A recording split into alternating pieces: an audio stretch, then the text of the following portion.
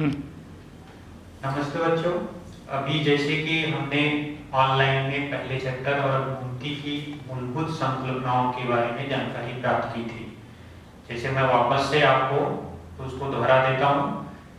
जैसे सबसे पहले हमने बिंदु के बारे में जानकारी प्राप्त की थी कि बिंदु क्या होता है। तो एक साधारणतः अपने समझने के लिए किसी प्रतल में निश्चित स्थान पर पेन या पेंसिल की नोक रखने पर जो आकृति उभरती है उसे हम बिंदु कहते हैं। फिर हमने रेखा के बारे में जानकारी प्राप्त की थी। रेखा समांतर जैसे हम समझते हैं या आप लोग जानते हैं कि रेखा चाहे मेज का किनारा हो, दीवार का किनारा हो या किसी अन्य चीज का किनारा हो, उससे असंख्य बिंदुओं का समुच्चय उसमें प्रतीत होता है, मालूम पड़ता है। और असंख्य बिंदुओं के समुच्चय को मालूम पड़ने के साथ साथ अगर वह जैसे ये रेखा दोनों तरफ वह असीमित हो जाती है दोनों ओर, तो उसे रेखा कहते हैं। ठीक उसी प्रकार से हमने रेखाखंड की जानकारी प्राप्त की थी। रेखाखंड क्या होता है? दोनों ओर से एक ही तरफ पे, जैसे उदाहरण के तौर पर मेज का किनारा, बेंच का किनारा, दीवार का किनारा या दो अंतर बिंदुओं के मध्य स्थित असंख्य बिंदुओं के समुच्चय को रेखाखंड कहते हैं। फिर उसके बाद हमने रेखाखंड की सर्वांशता के बारे में देखा था, जिसमें संक्रमकता था, परावर्तकता और सममिति, ये तीन गुणधर्म। फिर किरणों के बारे में थोड़ी जानकारी प्राप्त की थी, उसके साथ साथ सर्वांशता के बारे में जानकारी प्राप्त की थी। अब उससे आधारित जो प्रश्न थे बाद में हमने जैसे प्रमेय, उपप्रमेय, उसके कथन, सत्य जो होते हैं उसके बारे में, अपरिहित के बारे में, और प्रमेय का विलोप क्या होता है, उसमें यदि तो के रूप के बारे में, इन सब के बारे में पहले पार्ट में हमने जानकारी प्राप्त की। अब यहाँ पर दूसरे पार्ट में हम समांतर रेखाओं के बारे में जानकारी प्राप्त करेंगे। समांतर रेखाओं के बारे में जानकारी प्राप्त करने से पहले हमें कुछ चीजें ध्यान में रखनी है। जैसे कोण के बारे में जानकारी मालूम होनी चाहिए कि कोण क्या है। किसी प्रतल में, मैं पहले आपको समझा देता हूँ, किसी भी प्रतल में, प्रतल की परिभाषा मैंने पहले चैप्टर में बताई थी। तो किसी भी प्रतल में निश्चित बिंदु से या एक ही अंतर बिंदु से जब दो किरणें निकलती हैं तो उन दो किरणों के निकलने के बाद जो आकृति बनती है वह आकृति कोण की आकृति होती है। तो यहाँ पर जैसे देखें कि कोण किसी प्रतल में एक निश्चित बिंदु से जब दो किरणें निकलती हैं तो उससे बनने वाली आकृति कोण कहलाती है। जैसे ये प्रतल है बोर्ड तुम्हारा, यहाँ पर हमने बिंदु बी लिया। बिंदु बी लेने पे इससे दो किरणें निकली, जैसे किरण बी ए और ये किरण हो गया बी सी। इस तरीके से दो किरणें निकली, एक किरण बी ए, दूसरा किरण बी सी। तो ये बनने वाली आकृति किसकी हो गई? कोण की। अब कोणों के बारे में हम विस्तृत रूप से 8वीं, 5वीं, 6वीं या अन्य कक्षाओं में हमने इसके बारे में जानकारी प्राप्त की है। तो सबसे पहले जैसे जिन कोणों का माप जिन कोणों का माप 90 अंश से अधिक हो उन कोणों को अधिक कोण कहते हैं। ये वाला कोण जैसे यहाँ से लेकर यहाँ तक, अगर इधर पे 0, इधर पे 180 अंश है, मतलब 180 अंश, तो ऐसे कोण को सरल कोण कहते हैं। ये हमने देखा है पहले पिछली कक्षाओं में। ये भी अधिक कोण है, ये परावर्तित कोण। इस तरीके से यहाँ तक आ जाता है, जिसका माप 180 अंश से अधिक हो परावर्तित कोण हो जाता है। ये न्यून कोण, यहाँ पर भी ये न्यून कोण है, ये समकोण, ये भी समकोण। और इस तरह से भी अगर इस तरह से आया तो वो परावर्तित कोण होता है। 180 अंश से अधिक हो तो परावर्तित कोण। तो ये कुछ कोणों के बारे में जो जानकारी थी, समांतर याद नहीं होने के लिए मैंने थोड़ा सा कोणों के बारे में बताया। उसके बाद हमें विपरीत किरणों के बारे में भी थोड़ी सी जानकारी होनी चाहिए। जैसे विपरीत किरणें क्या होती है? किसी प्रतल में एक ही अंतर बिंदु से जब दो किरणें भिन्न दिशाओं की ओर निकलती हैं तो उन्हें विपरीत किरणें कहते हैं। जैसे एक निश्चित बिंदु हमारा O है, O से एक किरण निकली OP और दूसरी किरण क्या है? OQ। तो इस तरीके से OP और OQ दोनों विपरीत किरणें। फिर आता है समांतर रेखाएं। समांतर रेखाओं के बारे में जानकारी प्राप्त करने से पहले पहले पिछले चैप्टर में हमने एक अपग्रहित देखा था। फिर किसी भी प्रतल में दो समांतर रेखाएं, मतलब दो समांतर रेखाओं को समाविष्ट करने वाला एक और केवल एक प्रतल होता है। फिर समांतर रेखाओं की परिभाषा हमने देखा कि परस्पर प्रच्छेदित न करने वाली, मतलब जब दो रेखाएं परस्पर एक दूसरे को, जैसे एक रेखा ये है, दूसरी रेखा ये है, अगर ये दोनों एक दूसरे को कहीं भी एक दूसरे को कट नहीं करती हैं तो ऐसी रेखाओं को समांतर रेखाएं कहते हैं। परस्पर प्रतिच्छेदित न करने वाली तथा एक प्रतली रेखाओं को समांतर रेखाएं कहते हैं। वे दोनों रेखाएं परस्पर एक दूसरे को कहीं भी काटती न हो या प्रच्छेदित न करती हो और वह एक ही प्रतल में समाविष्ट हो, तो ऐसी रेखाओं को समांतर रेखाएं कहते हैं। अब जैसे यहाँ पर प्रतल F है, प्रतल F होने के साथ जैसे रेखा L, रेखा M, रेखा L समांतर किसके है? रेखा M की। उसी तरीके से हम यहाँ पर बोल सकते हैं रेखा MN समांतर है रेखा PQ। तीसरा पॉइंट आता है समांतर रेखाओं में कि तिर्यक रेखा दो एक प्रतली रेखाओं को दो भिन्न बिंदुओं पर प्रच्छेदित करने वाली रेखा उन दो रेखाओं की तिर्यक रेखा होती है। दो एक प्रतली रेखाओं को, ये दोनों एक प्रतली रेखाएं हैं, इन दो रेखाओं को दो भिन्न बिंदुओं पर, जैसे ये रेखा P पर और R पर और ये रेखा Q पर और S पर एक दूसरे पर कट कर रही है, मतलब यहाँ पर उनको कट कर रही है, तो कट करने से, काटने पर या प्रच्छेदित करने पर ये दोनों रेखाएं तिर्यक रेखा होती है। जैसे फिर से एक बार देख लीजिए, दो एक प्रतली रेखाओं को, मतलब रेखा L, रेखा M को दो भिन्न बिंदुओं पर प्रच्छेदित करने वाली, मतलब ये वाली रेखा P और R पर, ये वाली रेखा Q और S पर, मतलब रेखा C P और R पे, रेखा D Q और S पर प्रच्छेदित करती, तो उन दो रेखाओं की तिर्यक रेखा कहते हैं। रेखा C तथा रेखा D तिर्यक रेखाएं हैं, ये दोनों रेखाएं तिर्यक रेखाएं। अब इसके बारे में अंतःखंडों के बारे में जानकारी हम लोग देखते हैं। अंतःखंड क्या होता है? किन्हीं दो भिन्न रेखाओं द्वारा उनकी किसी तिर्यक रेखा पर निर्मित रेखाखंड अंतःखंड कहलाते हैं। किन्हीं दो भिन्न रेखाओं द्वारा उनकी किसी तिर्यक पर, अभी देखो ये रेखा, ये दोनों रेखा समांतर रेखाएं हैं, तो ये दोनों भिन्न रेखाएं हो गई और ये अकेली रेखा C तिर्यक रेखा है। अगर ये रेखा C तिर्यक रेखा है, रेखा C और रेखा D तिर्यक रेखा है, मतलब पहले C तिर्यक रेखा है तो उसके बाद रेखा D तिर्यक रेखा है, तो इनके द्वारा जो अंतःखंड बनेगा वो रेख PQ बनेगा। क्या बनेगा? रेख PQ। तो इस तरीके से रेख PQ या तिर्यक रेखाओं C तथा D पर बना हुआ अंतःखंड है। इस तरीके से हमने अभी क्या देखा? समांतर रेखाओं की परिभाषा देखा कि वे दो रेखाएं जो परस्पर एक दूसरे को प्रच्छेदित न करती हों, ऐसी रेखाओं को समांतर रेखाएं कहते हैं।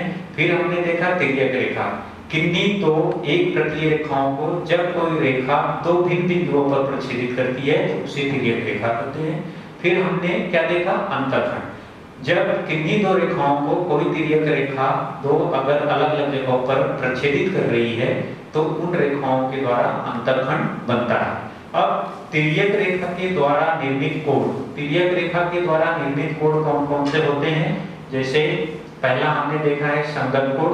अब यहाँ पर ये सब कोण जो बन रहे हैं, यहाँ पर इन दोनों कोणों को, इन तीनों को प्रमुखतः संगत कोण, एकांतर कोण, अंतर कोण, इनको ध्यान में रखने के लिए हमेशा ये याद रखना है कि कभी भी दो रेखाएं समांतर हैं और एक तिर्यक रेखा है। तो आपकी जानकारी के लिए लिखा गया है, जैसे ये समांतर रेखाएं हैं, समांतर रेखा, रेखा L समांतर रेखा है, और ये क्या हो जाएगी? तिर्यक रेखा, ये तिर्यक रेखा है। फिर उसी तरीके से यहाँ पर भी ये समांतर रेखाएं, ये समांतर रेखाओं का चिन्ह है, यहाँ पर लिखेंगे समांतर रेखाएं, ये मैंने लिखा, और यहाँ पर ये हो जाएगा तिर्यक रेखा। इस तरीके से इसके लिए भी ये आवश्यक है, यहाँ भी ये हो जाएगा समांतर रेखाएं, ये समांतर रेखाएं हो गया, और ये क्या हो जाएगा? तिर्यक रेखा।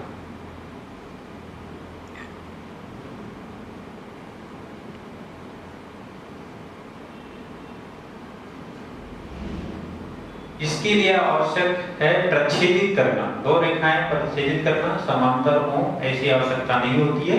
लेकिन अगर जब दो रेखाएं परस्पर समांतर हो और उनकी तिर्यक रेखा उनको प्रच्छेदित कर रही है तो बनने वाले कोणों की जोड़ी शीर्षानुलंब कोण हो सकती है। तो यहाँ पर सबसे पहले हम देखते हैं कि तिर्यक रेखा द्वारा बने संगत कोण। तो सबसे पहले संगत कोण क्या हो जाएगा, कोण ए बराबर कोण बी, मतलब ये वाला कोण और ये वाला कोण क्या हो गया, संगत कोण। ठीक उसी तरीके से कोण ई बराबर कोण जी, कोण सी बराबर कोण डी, फिर उसके बाद कोण एफ बराबर कोण एच। ये क्या हो गए, संगत कोण। ये संगत कोण हो गए, यहाँ पे लिखोगे संगत कोण। ये संगत कोणों की जोड़ी हो गई। अपनी जानकारी के लिए अगर हमें संगत कोण नहीं समझ में आया है तो प्रायः बहुत सारे बच्चों को समझने में दिक्कत होती है, तो उन्हें सिर्फ ये मालूम होना चाहिए जैसे ये F है, यहाँ पे क्या है F, ये F दिख रहा है। अगर ये नहीं है तो पहले F है, इस लाइन को थोड़ा सा आगे बढ़ाने के बाद संगत कोणों की जोड़ी मिलती है। जैसे यही दोनों कोण क्या हो जाएंगे, संगत कोण, और ये कोण जो है जैसे यहाँ पर ये दोनों कोण हो गए संगत कोण। वैसे ही अगर ये ऊपर है तो यहाँ पर ऊपर के द्वारा बनने वाले हैं, थोड़ा बड़ा रहेगा तो स्पष्ट दिखेगा। जैसे ये F है। अब इन दोनों में संगत कोण अगर देखा जाए तो ये कोण और ये कोण हो गया। दूसरा अगर संगत कोण का इसी में दूसरा देखा जाए तो इस तरीके से पहचान कर सकते हैं आकृतियों को देखकर। तो यहाँ पर संगत कोणों के बारे में मैंने बताया, कोण ए बराबर कोण बी, कोण ई बराबर कोण जी, कोण सी बराबर कोण डी, कोण एफ बराबर कोण एच। इस तरीके से पहचान सकते हैं। तो इसके लिए हमेशा याद रखना कि दो रेखाएं परस्पर एक दूसरे के समांतर हों और एक रेखा उनकी तिर्यक रेखा है तो बनने वाले कोणों की जोड़ी संगत कोणों की जोड़ी होती है। ये ऊपर जो पहले हमने देखा। अब दूसरा आता है एकांतर कोण। एकांतर कोण के लिए पहली शर्त होती है जो मैंने पहले बताया अभी, इस दो रेखाएं परस्पर समांतर हो, उनको प्रच्छेदित करने वाली कोई एक तिर्यक रेखा हो तो वहां पर एकांतर कोणों की जोड़ियां बनती है। तो एकांतर कोणों की जोड़ी क्या हो गई वो देखने का है। एकांतर कोणों की जोड़ी जैसे यहाँ पर कोण ए बराबर कोण बी, कोण डी बराबर कोण सी, फिर कोण ई बराबर कोण एफ, कोण ई बराबर कोण एफ, कोण एच बराबर कोण जी। वैसे तो देखा जाए ये दोनों बाह्य एकांतर कोण हैं, लेकिन वो एकांतर कोणों की जोड़ी में आएंगे।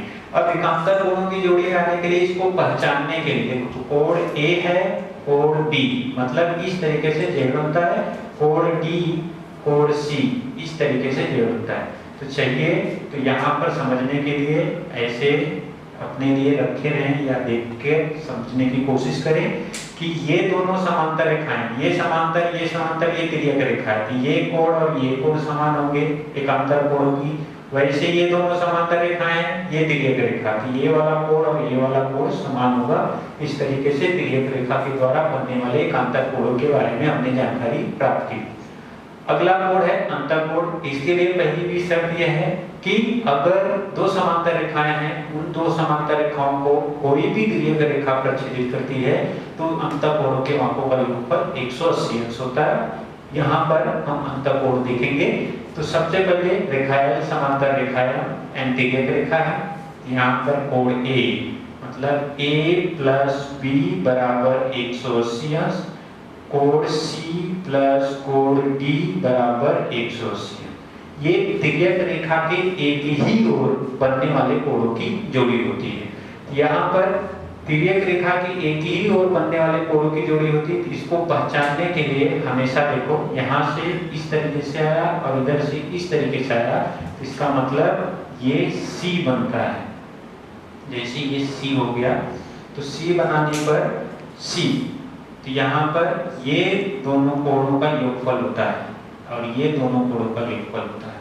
इस तरीके से हम उसे पहचान सकते हैं। अगला कोड है शीर्षाभिमुख कोड। इस पर आधारित हमने पहले चैप्टर में यदि दो रेखाएं परस्पर एक दूसरे को किसी एक बिंदु पर प्रच्छेदित करती हैं तो उनसे बनने वाले शीर्षाभिमुख कोणों की जोड़ियां परस्पर एक दूसरे के सर्वांगसम होती है या समान होती है। तो ठीक उसी प्रकार से यहाँ पर हम शीर्षाभिमुख कोणों की जोड़ियां देख सकते हैं। रेखा L समांतर रेखा M, N की तिर्यक रेखा है, तो कौन कौन से हो जाएंगे? कोण C बराबर कोण D, कोण A बराबर कोण B, कोण G बराबर कोण H, कोण E बराबर कोण F। ये कोण क्या हो जाएंगे? शीर्षाभिमुख कोण। अभी हमने ये देखा, ये वाला पूरा कोण क्या हो गया? एकांतर कोण। और ये क्या हो जाएगा? अंतःकोण। इधर भी ये सब शीर्षाभिमुख कोणों की जोड़ियां हैं जो परस्पर एक दूसरे के सर्वांगसम होते हैं। अब उदाहरण के तौर पर अभी हमने ये देखा कि इस तरीके से कौन कौन से कोण देखे। जब दो समांतर रेखाओं को कोई एक तिर्यक रेखा प्रच्छेदित करती है तो उससे जो कोण बनते हैं वो कौन कौन से हैं प्रमुखतः? पहला हमने देखा संगत कोण, दूसरा हमने देखा एकांतर कोण, तीसरा हमने देखा अंतःकोणों की जोड़ियों के मापों का योगफल 180 अंश होता है, और चौथा उसमें हमने देखा शीर्षाभिमुख कोणों की जोड़ियां। अब ये समान तौर पर समझे। अभी हमें अगर इस तरीके से देखना हो, तीनों अक्षरों के साथ में कोणों के तीनों अक्षरों को देखना, तीनों अक्षरों को लिखना है तो कैसे लिखेंगे? सबसे पहले संगत कोणों की जोड़ी। कुछ कोणों को मैं लिखूंगा, बाकी कोण आप अपने स्थान पर लिख सकते हैं। तो यहाँ पर सबसे पहले यहाँ पर हमें ये लिखना पड़ेगा रेखा PR तथा रेखा PR समांतर है रेखा, ये PR समांतर है QS के। यहाँ पे लिख सकते हो रेखा QS तथा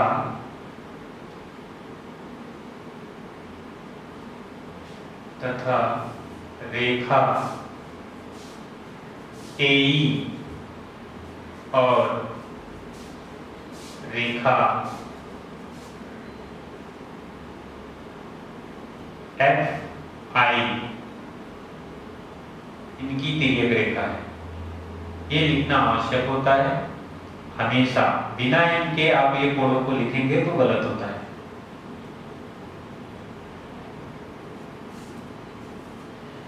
इस आधार पर अब संगत कोणों की कुछ जोड़ियां मैं लिखता हूं और उसके बाद आप जो बचे हुए कोण हैं उनको लिख लेंगे। यहाँ पर जैसे मैंने ये बताया समांतर है, रेखा PR समांतर QS, रेखा FI और रेखा AE इनकी क्या है? तिर्यक रेखा। रेखा FI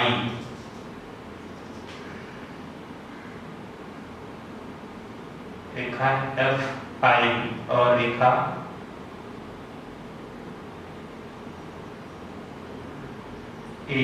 चले तिर्यक रेखा है।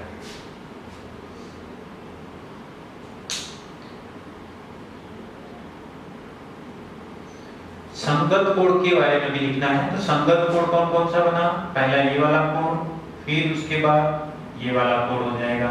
तो क्या लिखेंगे? कोण ABP। देखो ABP बराबर है कोण यहाँ से BCQ, यहाँ पर आ जाएगा BCQ।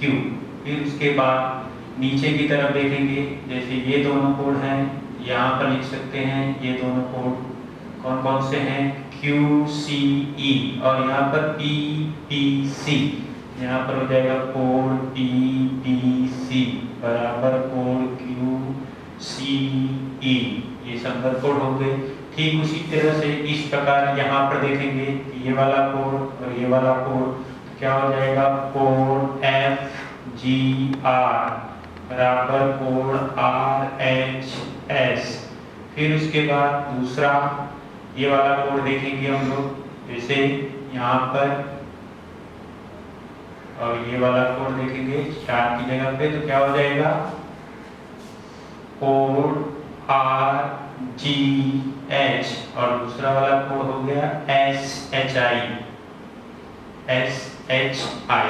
तो इस तरीके से हम संगत कोणों को लिख सकते हैं। फिर उसके बाद इस आकृति को देखकर हमें एकांतर कोणों को लिखना है। तो एकांतर कोणों को लिखने के लिए अभी मैं ये पहले आप लिख लीजिए चिन्हों के साथ में, बाद में दूसरे वाले में भी बना सकते हैं। ये आकृति चाहे तो अलग अलग बना सकते हैं। यहाँ पर अभी मैं इसको इरेज कर रहा हूँ जो चिन्ह मैंने लगाया था। तो इस आधार पर अब हम एकांतर कोण देखेंगे। तो एकांतर कोण देखने के लिए फिर से ये कंडीशन होनी चाहिए कि PR समांतर रेखा की व्यस्त करेगी AE और रेखा FI इनकी तिर्यक रेखा है। तो एकांतर कोण कौन कौन से हो जाएंगे? यहाँ पर जैसे ये वाला कोण, ये कोण हो जाएगा, फिर उसके बाद ये वाला कोण और ये वाला कोण हो जाएगा। एक तरफ हो गया तो वो हम लिख लेते हैं पहले कोण PBC, कोण PBC, PBC बराबर कोण BCH। क्या हो जाएगा? कोण BCH। ये पहला हो गया कोण PBC, कोण BCH। इस तरीके से लिखा हमने पहला कोण। दूसरा भी ये लिखते हैं तो क्या हो जाएगा? कोण GBC, कोण GBC। ये हो जाएगा कोण GBC। फिर दूसरा क्या हो गया? यहाँ से BCQ, कोण BCQ। अब ये पहली तिर्यक रेखा के द्वारा हो गया। दूसरी तिर्यक रेखा के द्वारा भी उस कोण को देखते हैं। जैसे ये वाला कोण हो जाएगा और ये वाला कोण हो जाएगा, और उसके पश्चात यहाँ पर ये दोनों कोण हो जाएंगे। तो अब इन दोनों कोणों को देखेंगे तो सबसे पहले हम यहाँ पर एकांतर कोणों में अभी क्या क्या देखा हमने वो लिख सकते हैं। एकांतर कोणों में पहला जोड़ी क्या होगी? यहाँ पे RGH। तो यहाँ पे लिखेंगे कोण RGH, RGH।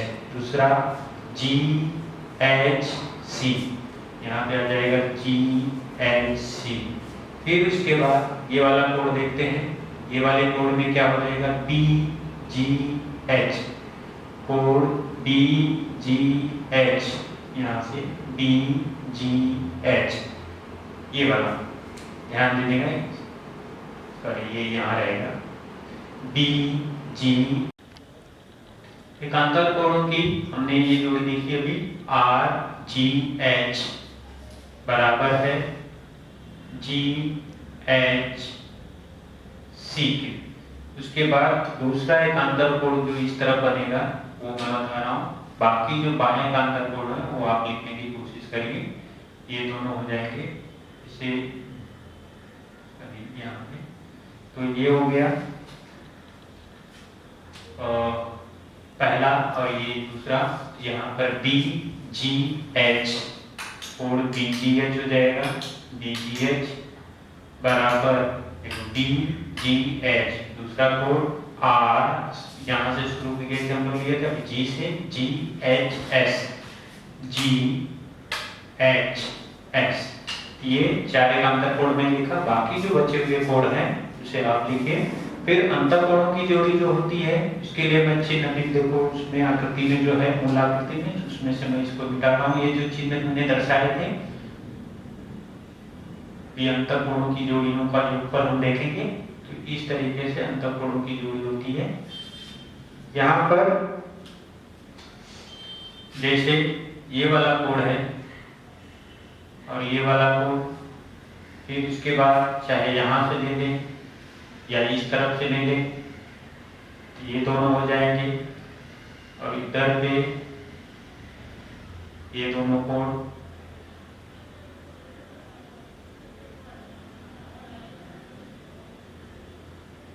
लिखना है और उसको मैं जो बता रहा हूँ ध्यान से देखें। यहाँ पर पहला कोण PBC, तो यहाँ पर कोण PBC प्लस कोण BCQ, BCQ बराबर 180 अंश। ये हो गया। दूसरा भी लिख सकते हैं GBC, यहाँ पर हो जाएगा GBC प्लस GBC लिखा हमने। अब दूसरा लिखेंगे BCH, यहाँ पर BCH बराबर 180। फिर उसके बाद डी जी एच, इस तरफ वाला डी जी एच, तो यहाँ पर code D G H plus code D G H लिखे हमने, डी जी एच। उसके बाद दूसरा कोड क्या हो गया, जी एच सी, जी एच सी, ये भी 180 अंश हो जाएगा। फिर उसके बाद नीचे की तरफ पे जो है वो लिख ली है, तो इस तरफ पे ये कोड हो जाएगा R G H, code R G H बराबर कोड आर जी एच था, और दूसरा कोड हो जाएगा जी एच एस प्लस जी एच एस 180 अंश। तो फिर से मैं वो चिन्ह उसमें जो आकृति है मूल को हटाता हूँ, जैसे ये चिन्ह जो मैंने बनाया था हटाता हूँ, शीर्षा कोणों को दर्शाना हमें चिन्हों से, फिर उसके बाद उनका नाम लिखेंगे।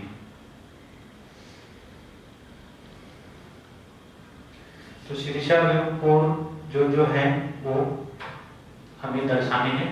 यहाँ पर शीर्षा कोण कौन कौन से हैं, जैसे ये वाला कोण हो गया, ये वाला मैं एक बता रहा हूँ, बाकी आपको लिखना है।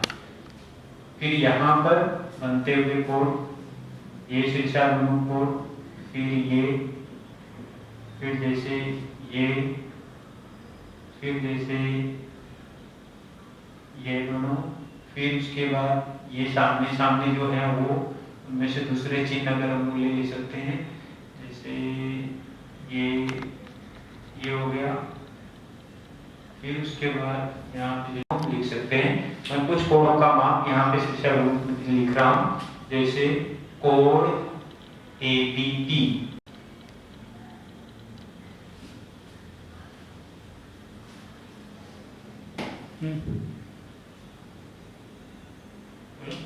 अब शीर्षा कोण देखते हैं, जैसे एबीपी हो गया, अब उसके बाद जीबीसी, इसके बराबर आ गया जीबीसी। ठीक उसी तरीके से कोड एबीजी, अब उसके बाद दूसरा कोड है पीबीसी, यहाँ पर आ जाएगा कोड पीबीसी। तो बिंदु बी वाले शीर्ष बिंदु पर ध्यान दें, बिंदु बी वाले शीर्ष बिंदु पर जो शीर्षाभिमुख कोणों की जोड़ियां बन रही थी वो मैंने लिखा, ये बी वाला बिंदु बी शीर्ष बिंदु, मतलब यहाँ पर अभी आप जो चिन्ह लगा है, जैसे यहाँ पे ये त्रिभुज है, ये त्रिभुज, तो दोनों समान, जैसा है जैसा है, ये दोनों समान, वो सभी शीर्षाभिमुख कोणों की जोड़ियां आपको लिखना है। अब कोणों से संबंधित कुछ गुणधर्म जो हैं वो यहाँ पर है, परस्पर प्रतिच्छेदित करने वाली है। अब कोणों से और समांतर रेखाओं और तिर्यक रेखाओं से संबंधित उसके कुछ गुणधर्म हैं जो अभी मैं बता रहा हूँ। जैसे देखिए, पहला गुणधर्म, परस्पर प्रतिच्छेदित करने वाली दो रेखाओं द्वारा निर्मित शीर्षाभिमुख कोण सर्वांशम होते हैं, जो अभी हमने देखा। तो चाहे तो आप ऐसे भी समझ सकते हैं, शीर्षाभिमुख कोण सर्वांशम होते हैं, ये दोनों कोण या ये कोण हो सकते हैं। अगर ये दोनों परस्पर प्रतिच्छेदित करती हैं तो आमने सामने के कोण सर्वांशम होते हैं। फिर रेखीय युगल कोण परस्पर संपूरक होते हैं, रेखीय युगल कोण परस्पर संपूरक होते हैं। तो संपूरक बोला जाए उनका माप 180 अंश होता है। जैसे रेखीय युगल कोण अगर ढूंढना है तो यहाँ पर ये दोनों और ये कोण यहाँ से यहाँ तक मापोगे 180 अंश होगा, तो संपूरक होते हैं। फिर उसके बाद यदि संगत कोणों की एक जोड़ी सर्वांशम होती है तो संगत कोणों की अन्य जोड़ी भी सर्वांशम होती है। जैसे ये दो समांतर रेखाएं हैं, इन समांतर रेखाओं को एक रेखा काट रही है, तो संगत कोणों की एक जोड़ी अगर सर्वांशम है, एक जोड़ी बोला जाए जैसे ये कोण और ये कोण सर्वांशम है, तो डेफिनेटली ये कोण और ये कोण सर्वांशम होंगे, इस तरफ के भी कोण सर्वांशम होंगे। दूसरा, यदि एकांतर कोणों की एक जोड़ी सर्वांशम होती है तो एकांतर कोणों की अन्य जोड़ियां भी सर्वांशम होती है। ठीक उसी प्रकार से यहाँ पर भी हम देख सकते हैं कि ये दोनों रेखाएं परस्पर एक दूसरे के समांतर हैं, और समांतर होने के साथ साथ अगर हम ध्यान से देखें यहाँ पर जैसे ये कोण परस्पर सर्वांशम है, तो ये वाले कोण भी एक दूसरे के परस्पर सर्वांशम होंगे। जैसे ये वाला कोण और ये वाला कोण या अन्य कोण, एकांतर कोण जो होंगे वो सर्वांश होंगे। फिर उसके बाद यदि तिर्यक रेखा के एक ही ओर निर्मित अंतःकोणों का योगफल 180 अंश होता है तो अंतःकोणों की अन्य जोड़ियों के मापों का योगफल भी 180 अंश होगा। तो यहाँ पर भी ठीक उसी प्रकार से देख सकते हैं, जैसे ये दो समांतर रेखाएं हैं, इन दो समांतर रेखाओं को कोई तिर्यक रेखा काट रही है या प्रच्छेदित कर रही है, इनके द्वारा जो अंतःकोण की जोड़ियां बनती है, जैसे अंतःकोणों की जोड़ियां बनती है उनका योगफल भी समान होता है। यहाँ पर जैसे ये कोण, ये कोण, यहाँ पर ये कोण और ये कोण, ठीक इस तरह से ये गुणधर्म जो दिए गए हैं हमें याद रखना है। पहला, परस्पर प्रच्छेदित करने वाली दो रेखाओं द्वारा निर्मित शीर्षाभिमुख कोणों की जोड़ी सर्वांशम होती है, जैसे ये कोण और ये कोण। फिर रेखीय बल कोण परस्पर संपूरक होते हैं, 180 अंश होता है। ये रेखीय बल कोण, ये कोण दोनों मिलकर 180 अंश बनाते हैं, इसलिए संपूरक कोण। यदि संगत कोणों की एक जोड़ी सर्वांशम होती है, जैसे ये वाला ये जोड़ी सर्वांशम है, ये और ये भी होगी। फिर एकांतर कोणों की अगर एक जोड़ी सर्वांशम होती है तो अन्य कोणों की या उसके अन्य एकांतर कोणों की जोड़ियां भी सर्वांशम होगी, जैसे ये और ये सर्वांशम है, ये और ये भी, और अन्य बाह्य एकांतर कोण भी सर्वांशम होंगे। ठीक उसी प्रकार से यदि तिर्यक रेखा के एक ही ओर निर्मित अंतःकोणों की, जैसे एक ओर बनने वाले अंतःकोण की एक जोड़ी सर्वांशम है तो ये भी सर्वांशम होगा। तो इस प्रकार से हमने कोणों के बारे में जो जानकारी थी इस चैप्टर के, वो शुरुआती महत्वपूर्ण जानकारियां हमने देखी।